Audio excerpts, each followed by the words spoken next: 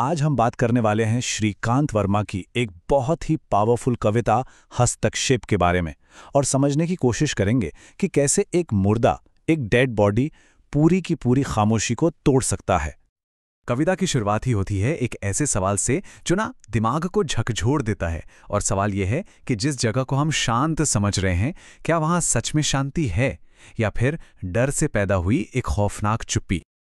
तो इस सवाल की गहराई तक जाने के लिए ना हमें पहले इसके रचयिता श्रीकांत वर्मा और उनकी बनाई हुई दुनिया मगध को समझना होगा।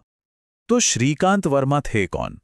1931 में छत्तीसगढ़ में जन्मे वो एक पत्रकार भी थे और कवि भी। और पत्रकार होने की वजह से ना उन्होंने सत्ता और समाज को बहुत करीब से देखा था। यही वजह है कि उनका अनुभव उनकी कविताओं में साफ झलकता है।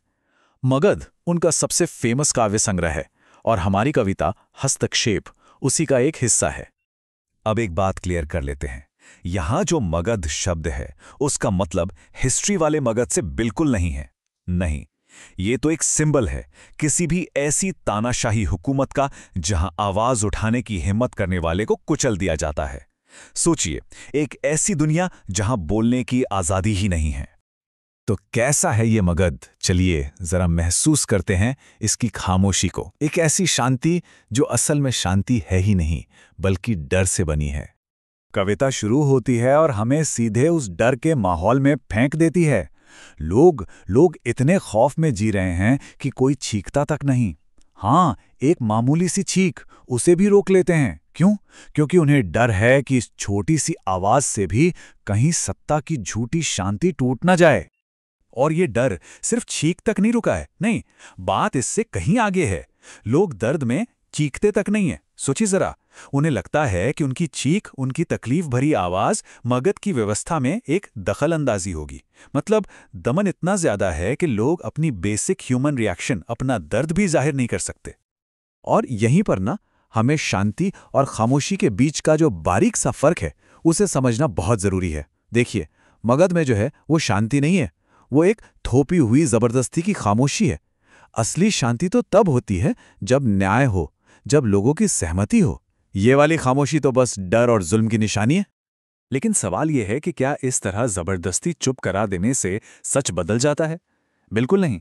लोग जानते हैं, वो अंदर ही अंदर सब समझते हैं कि ये पूरा सिस्टम, ये पूरी व्यवस्था एकदम खोखली हो चुकी है। लोगों के बीच ना दबी आवाज में एक बात कही जाती है कि मगध अब सिर्फ कहने को मगध है, रहने लायक नहीं बचा। मतलब बाहर से भले ही सब शांत दिखे, पर अंदर ही अंदर हर कोई जानता है कि सत्ता कितनी खोखली है। तो फिर अगला सवाल यही उठता है कि भाई, अगर सब सच जानते हैं तो फिर कोई आवाज क्यों नहीं उठाता, कोई टोकता क्यों नहीं? तो बात यह है कि डर सिर्फ सजा का नहीं है, असली डर कुछ और है। असली डर इस बात का है कि अगर किसी एक ने भी सवाल उठा दिया ना, तो बस वो एक रिवाज बन जाएगा, एक परंपरा शुरू हो जाएगी सवाल पूछने की। और फिर ये सिलसिला रुकेगा नहीं। ये वो डर है जो हुकूमत को सताता है। लेकिन सवाल यह है कि आखिर ऐसी घुटन भरी खामोशी कब तक चल सकती है? कविता का अंत हमें यही बताता है कि एक पॉइंट आता है जब हस्तक्षेप, इंटरवेंशन जरूरी हो जाता है, जब चुप रहना कोई ऑप्शन नहीं बचता। कविता साफ कहती है कि हस्तक्षेप जब वो होता है ना, तो उससे कोई बच नहीं सकता। ये एक चिंगारी की तरह है, एक बार भड़क जाए तो फिर इसे बुझाना नामुमकिन है। ये एक ऐसी लहर बन जाती है जो पूरे शासन को बहा ले जा सकती है। जब डर इतना गहरा हो जाए कि कोई भी जिंदा इंसान, एक भी जिंदा इंसान कुछ नहीं करता, तब शहर के बीच से गुजरता हुआ एक मुर्दा, एक लाश हस्तक्षेप करती है। जरा सोचिए इस इमेज के बारे में, कितनी पावरफुल है ये बात कि जब जिंदा लोग डर से पत्थर हो गए हैं, उनकी हिम्मत टूट चुकी है, तब एक मरे हुए शरीर को आगे आकर सवाल करना पड़ता है। और ये मुर्दा है कौन? ये कोई और नहीं बल्कि उसी सिस्टम का शिकार हुआ एक आम इंसान है। उसकी मौत ही अपने आप में एक सवाल बन जाती है, एक ऐसा विरोध जिसे कोई भी नजरअंदाज नहीं कर सकता। और वो मुर्दा क्या पूछता है? वो सबसे बेसिक, सबसे गहरा सवाल पूछता है, मनुष्य क्यों मरता है? अब ये सवाल सिर्फ मौत के बारे में नहीं है, नहीं, ये उस पूरे अमानवीय सिस्टम पर सीधा हमला है जो लोगों को इस तरह बेमतलब मरने के लिए मजबूर कर रहा है। तो आखिर में ये कविता हमें क्या सिखाती है? यही कि हस्तक्षेप सिर्फ एक पॉलिटिकल प्रोटेस्ट नहीं है, ये उससे कहीं ज्यादा है। ये जुल्म के खिलाफ इंसानियत की आवाज है।